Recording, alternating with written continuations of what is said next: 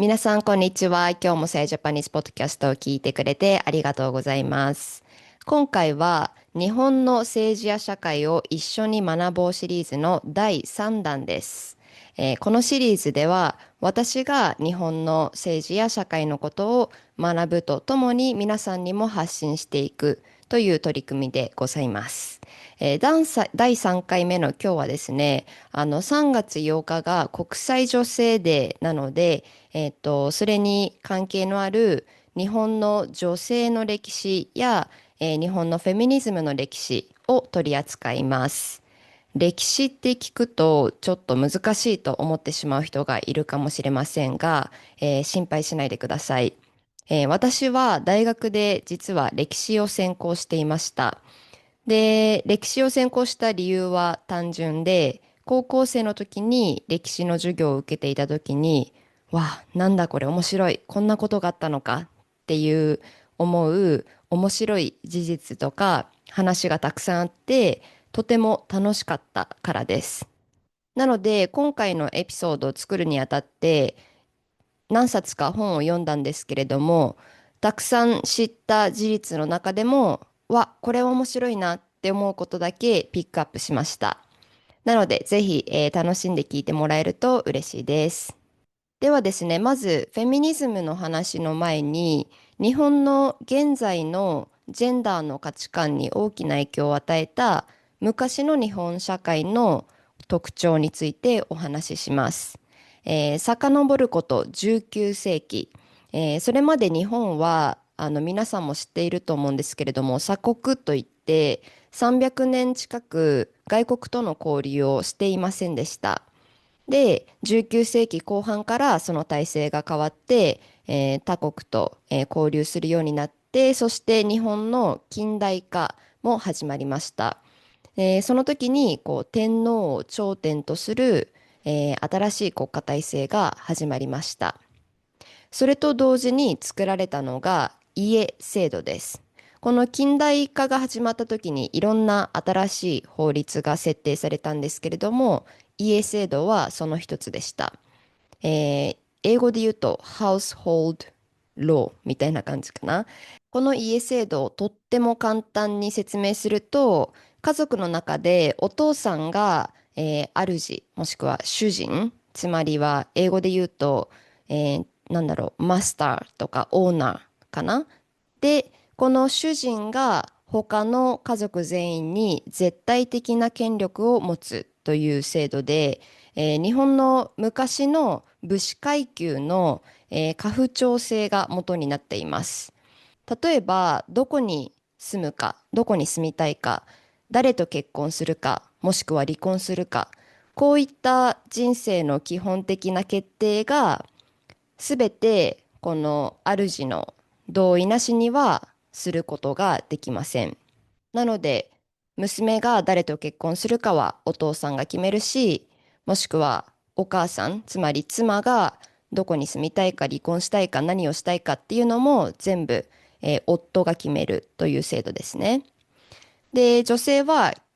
結婚したら今度は他の新しい家に入って、今度はその自分の夫に全て従うという仕組みになります。で、もちろん妻には財産を管理する権利とか、あとはもし離婚した場合に子供の親権も持てません。また、夫は妻以外の女性と性的な関係を持っても大丈夫なんですけれども、女性がもし逆のことをした場合は、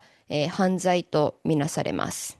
で、さっきこの制度が近代化とともに導入されたと言ったんですけれども、近代化する前って、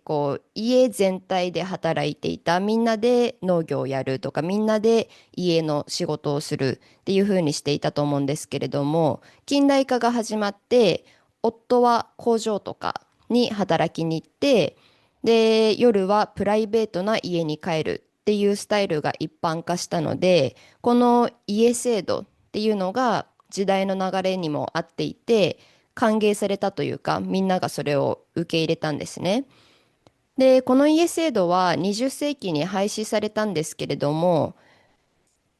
やっぱりこの家が大切、家族が大切っていう価値観は日本に強くも残っていますし、あとこの同時期に作られた戸籍制度っていうのは今でも日本にあります。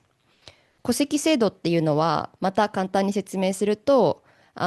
国が個人個人の情報を記録する代わりに家族まとめて管理する制度です。例えば、私が生まれた時、私のその名前とか情報っていうのは、私単位で登録されるのではなく、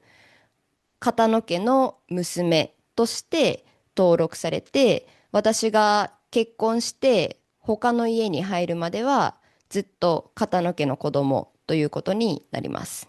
で、こういった制度は、どの国でも昔は結構あったそうですが、今でも残っているのは結構珍しいようです。前にインスタグラムでも話したんですけれども、日本では結婚するときに、そのカップルのどちらかが自分の名字を捨てて、どちらかの名字に合わせないといけないんですね。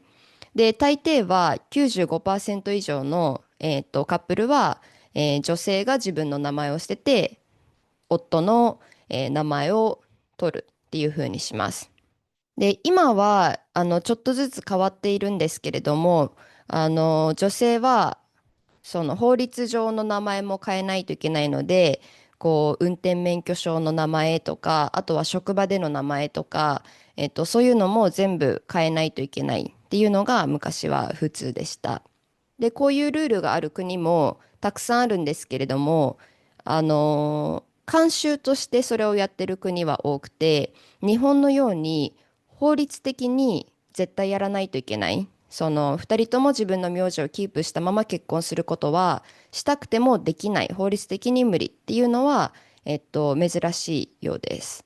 で、最近この法律を変えて、名字を一緒にしないか、するかしないかを選べるようにしようっていう意見がたくさん出てきているんですけれども、この戸籍制度、家族全員をまとめて管理するっていう制度は、そもそも夫婦、そして夫、妻、そして子供が全員同じ名字を使っているっていう前提で成り立っているので、こう選択的夫婦別姓に、反対する人は、この戸籍制度が機能しなくなるからとか、家族の価値が下がってしまうからっていうふうに、言う人が多いです。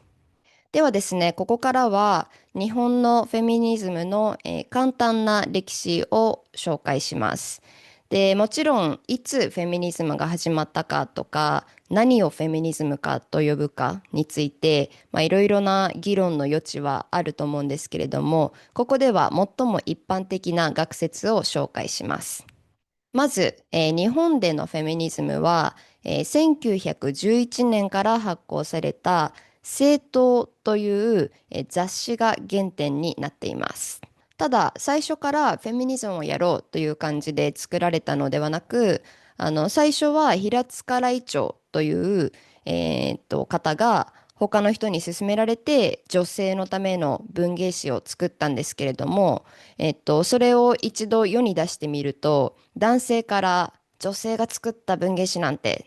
っていうふうに非難や反発を受けたんですね。で、それを見て、これは良くないと思って、来長も女性の権利や実態について、その雑誌で、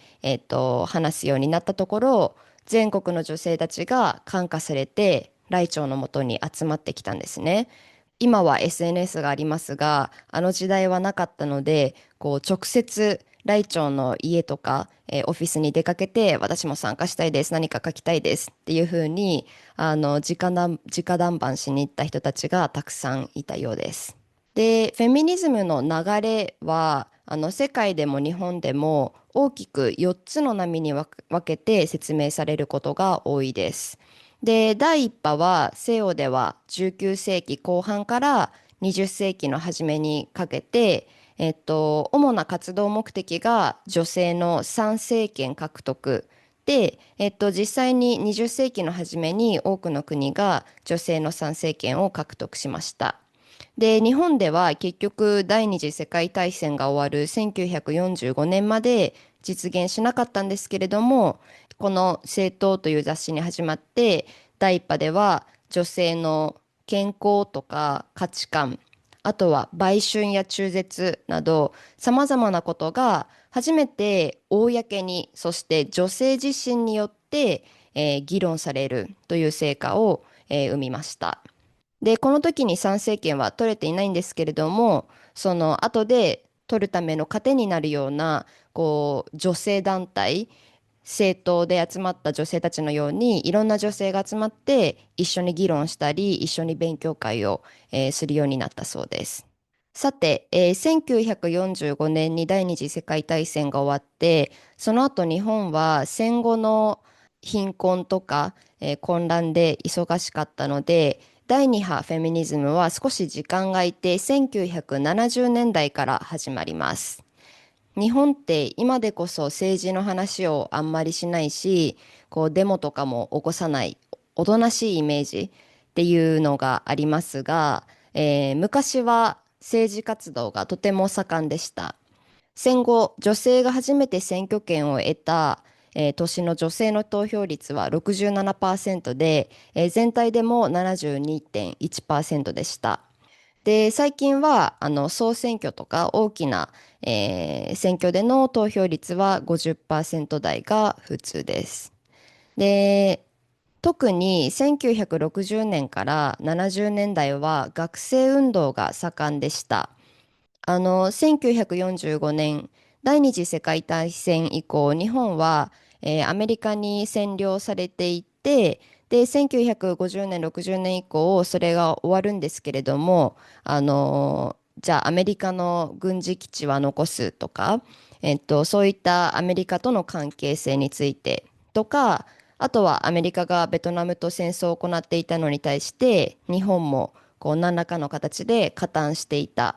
ので、そういったことをめぐって、特に左派の学生運動がたくさん起こりました。今でも京都大学の例えば熊野寮とかに行くと、学生運動の時に隠れて活動の準備をするために使っていた鉄の扉で隠された部屋とかが残っています。で、こういった学生運動には女性も盛んに参加していたんですね。で、ただ女性だからというだけで、例えば男性のように戦いに行くのではなくて、戦いに行く男性のために基地で、ご飯を用意してあげたりとか、怪我人を、助けるのを強制的にやらされていたりしたんですね。で、さらにこういった学生運動が成功したとしても、男子と女子っていうその性別間の差別っていうのはなくならないっていうことに、多くの女性たちが気づいていくんですね。で、そんな中で、第2波の女性解放運動が始まります。で、この頃の運動のことを世界でも日本でもウーマンリブ、ウーマンリベレーションと呼んでいます。で、このウーマンリブの始まり方がすっごいかっこいいなと思うんですけれども、1970年10月21日、国際反省デーの日に、グループ戦う女という団体が女性だけのデモを行いました。で、これを先導したのは田中光というフェミニストの方です。で、この時に彼女たちは、あるチラシを巻いたんですけれども、そのチラシには、便所からの解放というふうに書かれていました。で、後にこれが日本のウーマンリブ運動のマニフェストのようなものになるんですけれども、どういうことかと言いますと、まずは便所っていうのは、その性欲を処理するところっていう意味で、女性を侮辱するために昔から使われていた言葉だったんですね。で、学生運動が盛んだった60年代、70年代っていうのは、世界でも日本でも、フリーセックスとか、性の解放革命のようなものも同時に起きていました。で、そういう流れの中で、性的に自由な女性のことを陰で男性たちが公衆便所と呼んでいたそうです。この公衆便所という言葉は、後でも話しますが、戦争中の性奴隷の女性たちを表す隠語としても使われていたそうなんですね。なので女性が性処理の対象としてしか見られていない状況から、私たちを解放しようという意味で、この便所からの解放っていう、スローガンが掲げられたんですね。で、このようにインパクトのあるスタートを切った日本のウーマンリブ運動ですが、その後多くの女性が参加して、リブ合宿とかリブ大会とかを開催して、女性が自分たちで集まって自分たちの社会に対する不満とか差別の経験とかを共有して、で、運動を起こしていきました。今では考えられないんですけれども、中には不倫した男性の職場に、乗り込んでデモを行うなど過激な活動をしていたこともあるようです。さて、第3波フェミニズムは、90年代頃、そして第4波は現在のことを指しますが、日本では第2波のように大きく目立つ活動っていうのは、第2波の後は、見られません。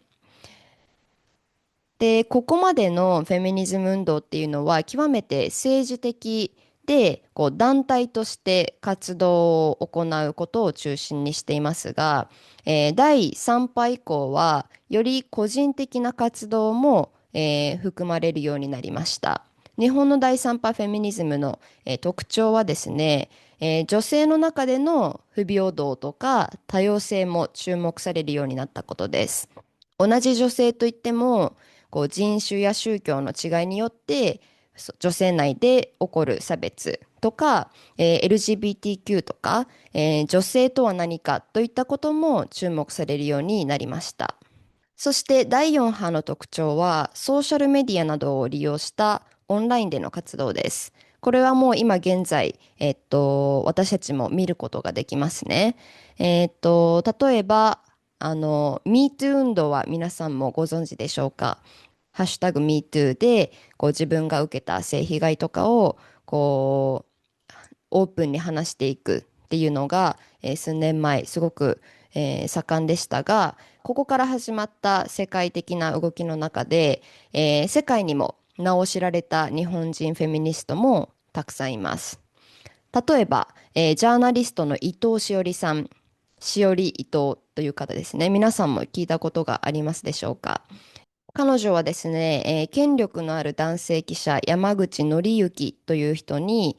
性暴力を受けて、訴訟を起こします。で、その体験をもとに、ブラックボックスという本やブラックボックスダイアリーズという映画を出します。ちなみにこの映画は最初は日本では上映禁止となっていたんですけれども、最近になって、上映できることになりました。あとはですね、ハッシュタグ MeToo をもじって、ハッシュタグ KooToo という運動を始めた、石川由美さんもいます。KooToo、TO は日本語で2ということもあるので、靴と靴というのをもじっています。どんな意味かと言いますと、日本では学校とか仕事の場で男女ともに身だしなみについてすごく厳しいルールがありますよね。ただ、女性の場合は、例えば派手なメイクはダメだけど、メイクをしないのもマナー違反とか、肌の露出はダメとか、女性にのみ課されているルールっていうのも多いんですね。で、そのうちの一つが、女性がハイヒールを履かないといけないというルールです。でもちろんすべての、アルバイトとか会社ではなくて、一部なんですけれども、私も学生の時、野球場でアルバイトをしていて、で、真夏の昼から夜中まで大きな球場中を駆け回ってお客さんを案内したり、あとはしゃがんでゴミの分別をしたり、こう掃除をしたりとか、10時間以上働いていたんですけれども、その時ずっとスーツのスカートとハイヒールの着用が義務付けられていました。しかも先がとんがったすごい履き心地の悪いハイヒールですね。で、同じような経験をした石川由美さんが SNS で、そんなの廃止しようみたいな風に、つぶやいたのがきっかけで、日本のみならず世界にもこの KooToo 運動が広まりました。というわけで、ここまで日本のフェミニズムの簡単な歴史を紹介しました。ここからは私が面白いなと思った日本のフェミニズムの特徴を説明します。というのもですね、私が日本の社会問題とかについて話すとき、男女平等とか、あとは環境問題とか、人権問題とか、いろんなことに対して、日本はいつもヨーロッパより10年遅れてるねとか、日本も早くヨーロッパみたいに、制度が良くなるといいねみたいな声をよく聞くんですけれども、まあ、確かにそういったさまざまな社会問題において西欧が先導を切っているとする考え方はかなり一般的ですよね。ただ実際に日本の今までのフェミニズムの歴史を見てみると、日本が西洋がやってきたことをちょっと遅れて取り入れてきたかっていうと、全然そうではない、もっともっと複雑な構造があるということに気づいたんですね。例えば、西洋では宗教上の、理由などもあって、中絶が禁止されていた時期が長くて、20世紀後半に合法化された国っていうのが多いと思うんですけれども、一方で日本では1948年から、中絶がずっと合法です。でもこれは女性が自分の体のことを自分で選択するべきっていう思想から来ているかというと全くそうではないんですね。日本での中絶可能っていうのは1948年にできた優生保護法という法律の一部でした。優生というのは優生学の思想のことで、とっても簡単に言うと悪い遺伝子を残さずいい遺伝子だけを残すという考え方で、つまりはもし胎児の体に異常が見つかったり、あとは障害があると分かった場合にはその胎児を、中絶してもいいっていう制度なんですけれども、なぜこういう制度が取り入れられたかというと、戦後の日本はとっても貧しくて、食料も足りないけど人がたくさんいるっていう状態で、人口を管理する必要があったんですね。なので、この優生保護法っていうのが比較的簡単に受け入れられました。で、今となってはよくそんな名前の法律が通ったなという感じなんですけれども、1996年に、母体保護法という名前に変えられるまで、この優生保護法っていう法律はずっと日本にあったんですね。で、中絶に関して本当に様々な意見があると思うんですけれども、私が一番怖いなと思うのは、国の都合に合わせて決められることですね。日本では近代化が始まって、労働力が必要になった19世紀後半や、戦争のための人手が必要になった20世紀前半には、中絶がはっきり違法とされていました。で、それが戦争が終わって、たった、3年後の1948年には、じゃあ人口増加は困るということで、優生保護法っていうのが簡単に作られたんですね。で、もちろん優生保護法を作った当時は、その優生思想以外にも、母体保護、つまりは、女性の体を守るためというふうにも言われていましたが、1945年までは日本では女性が誰と結婚するかもどこに住むかも決められなかった、そんな時代ですから、その時に女性のためになんていうのが主な理由だったとはちょっと考えにくいですよね。で、今、母体保護っていう話をしたんですけれども、他にも西欧のフェミニズムと、大きく、日本のフェミニズムが大きく異なる点が、母性とか母親としての女の扱いです。男女平等を実現するアプローチには、ものすごくざっくり言うと、2つの見方があります。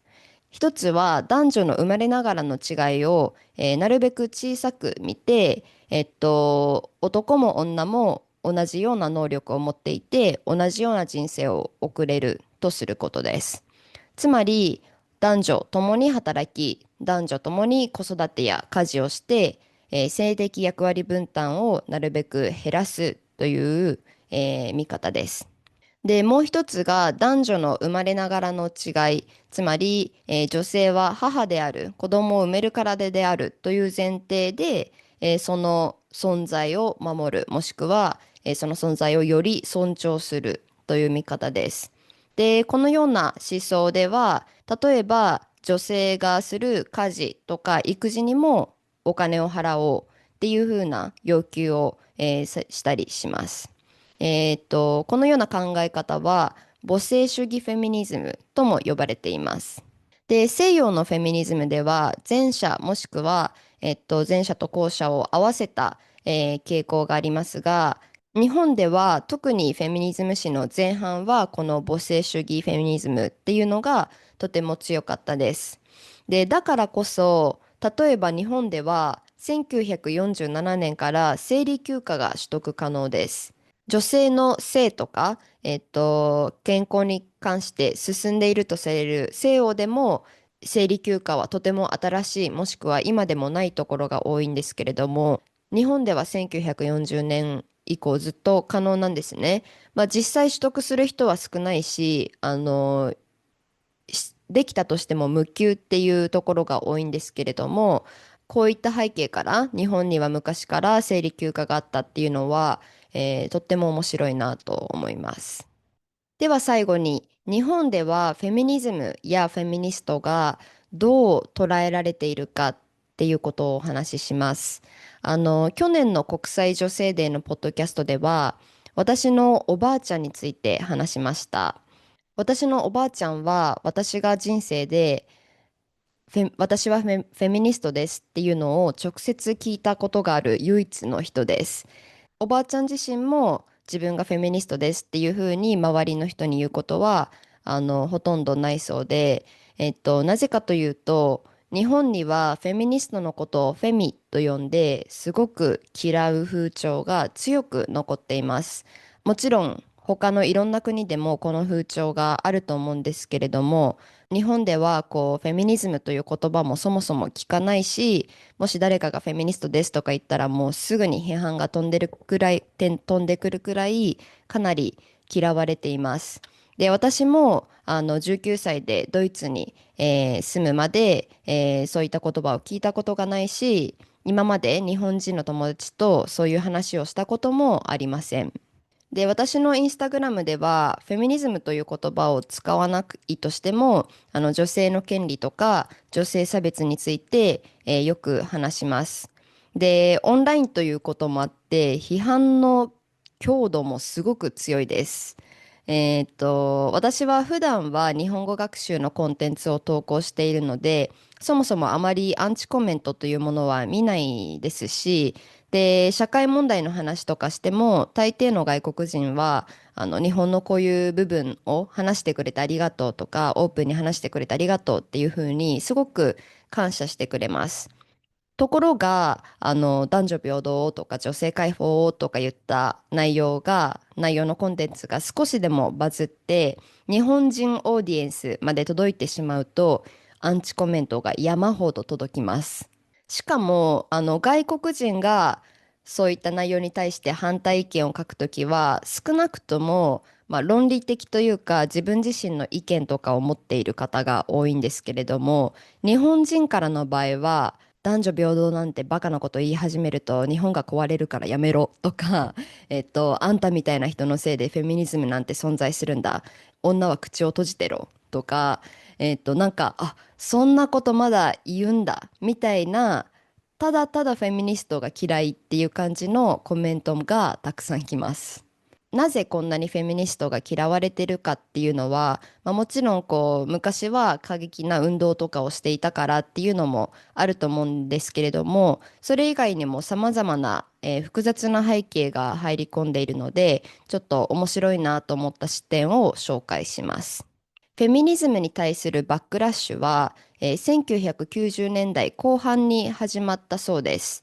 1990年代の日本で何があったかというと、まずは慰安婦問題が浮上します。皆さんも聞いたことがあると思うんですけれども、慰安婦というのは、戦争中日本の兵士が、性の相手を強制させていた女性たちのことです。主に韓国、朝鮮の女性や、あとは日本人、もしくは日本の統治下にあった国々の女性が被害に遭いました。で、1990年頃、日本と旧植民地との勢力関係が変わってきて、そこで初めて韓国の元慰安婦被害者の3人の女性が、日本政府に対して訴訟を起こしました。で、このようなことがあった1990年代の後半に、フェミニストへのバックラッシュが始まります。例えば、新しい歴史教科書を作る会っていうのが、誕生します。これは、日本の歴史教科書が自己反省的すぎるので、もっと自国に誇りを持てるような内容にしようっていう人たちの、活動で、この動きの後に実際に、慰安婦という言葉を削除した、歴史の教科書もあります。そして1990年代はバブルが崩壊して、日本の経済がとても悪くなり、多くの人が仕事を失ったり、経済的に苦しみました。こうした中で2000年以降、フェミニズムへの政府レベルでのバックラッシュというのも始まります。例えばですね、女性財団の解散を政府が命じたり、ジェンダー関連のイベントがたくさんキャンセルされたり、さらには図書館からジェンダー関連の本が撤去されたりもしました。中には脅迫状が送られてきて、命の危険を感じたフェミニストもいました。こんな状況下で、恐れずに活動を続けてきた日本のフェミニストには本当に頭が、上がりませんね。というわけで、日本のフェミニズムの歴史や、特徴を、紹介しました。